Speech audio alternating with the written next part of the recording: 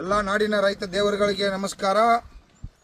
ಈ ನಾಡಿನ ಮತ್ತು ಈ ದೇಶದ ಸನ್ಮಾನ್ಯ ಪ್ರಧಾನಮಂತ್ರಿ ಆಗಿರ್ತಕ್ಕಂಥ ನರೇಂದ್ರ ಮೋದಿ ಸಾಹೇಬರು ಮತ್ತು ಈ ರಾಜ್ಯದ ಮುಖ್ಯಮಂತ್ರಿಯವರಾಗಿರ್ತಕ್ಕಂಥ ಡಿ.ಕೆ. ಶಿವಕುಮಾರ್ ಸಾಹೇಬ್ರೆ ಈ ಕಡೆ ಸ್ವಲ್ಪ ಗಂಭೀರವಾಗಿ ಲಕ್ಷ್ಯ ತಾವು ಈ ಕಡೆ ವಿಚಾರನ ಕೊಡಿ. ತಾವು ಈ ವಿಡಿಯೋವನ್ನು ತಾವು ನೋಡಲೇಬೇಕು. ಸುಮಾರು ಈ ರಾಜ್ಯದಲ್ಲಿ ನಾವು ಹಲವಾರು ದಿನದಿಂದ ನೋಡ್ತಾ ಇದ್ದೀವಿ. ಇವತ್ತು ಹಾವು ಕಚ್ಚಿ ನೂರಾರು ಜನ ಇವತ್ತವ ಜೀವ ಬಲಿದಾನ ಮಾಡ್ಯಾರ ರೈತರು. ಮತ್ತು ಈ ಕರೆಂಟ್ ವಿದ್ಯುತ್ ಘಟನೆಯಿಂದ ಸಾವಿರಾರು ಜನ ಇವತ್ತು ಲಕ್ಷಾಂತರ ಜನ ಕೂಡ ಇಲ್ಲಿವರೆಗೆ ತಮ್ಮ ಪ್ರಾಣವನ್ನು ಕಳ್ಕೊಂಡಿರ್ತಕ್ಕಂಥ ಸಂದರ್ಭ. ಅವ್ರಿಗೆ ಕೇವಲ ಹಾವು ಕಡಿದ್ರೆ 2 ಲಕ್ಷ ರೂಪಾಯಿ ಪರಿಹಾರ.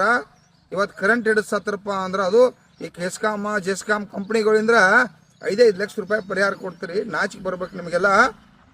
ದಯವಿಟ್ಟು ಅದನ್ನು ಬದಲಾವಣೆ ಮಾಡ್ರಿ.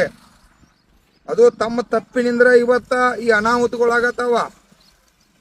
ಈ ಹಾವು ಕಡಿತ ಮತ್ತು ಕರೆಂಟು ತಾವೇನ 40-50 ವರ್ಷದ ವೈರ್ಗಳನ್ನ ಬದಲಾಯಿಸಿಲ್ಲ. ಆ ವೈರ್ಗಳು ಜೋತ್ ಬೀಳೋದು ಇವೆಲ್ಲ ಅನಾಹುತಗಳಿಗಾಗಿ ಇವತ್ತು ಆಕ್ಸಿಡೆಂಟ್ ಆಗತ್ತವು. ಅತಿ ಕೇವಲ ಅಂದ್ರು 50 ಲಕ್ಷ ರೂಪಾಯಿಯನ್ನ ಪರಿಹಾರನ್ನ ಈ ರಾಜ್ಯದ ಮುಖ್ಯಮಂತ್ರಿಯವರು ಸನ್ಮಾನ್ಯ ನರೇಂದ್ರ ಮೋದಿ ಅವರು ಘೋಷಣೆ ಮಾಡಲೇಬೇಕು. ನೀವು ಮನುಷ್ಯತ್ವ ನಿಮಗೆ ಇದ್ದರೆ ಘೋಷಣೆ ಮಾಡ್ಬೇಕು. ಯಾಕಂದ್ರೆ ಇವತ್ತು ಮೊನ್ನೆ ಇಲ್ಲೇ ಗುರ್ಲಾಪುರದಾಗ 2 ಕುಟುಂಬಗಳು ಇವತ್ತ ಪಾಪ ಅವರ ಗಂಡ ಹೆಂಡತಿ ಇಬ್ಬರು ಕೂಡ ಕರೆಂಟ್ ಹಿಡಿದು ಕಸ ತೆಗಿತಕ್ಕಂಥ ಸಂದರ್ಭದಾಗ ಹೋದ್ರು.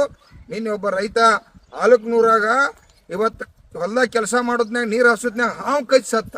ಯಾರ ಜವಾಬ್ದಾರಿ? ಯಾರಿಗೆ ಸಂಬಂಧ ದುಡಿಯತ್ತು? ಈ ನಾಡಿಗೆ ಅನ್ನ ಹಾಕಕ್ಕಾಗಿ ದುಡಿಯತ್ತು.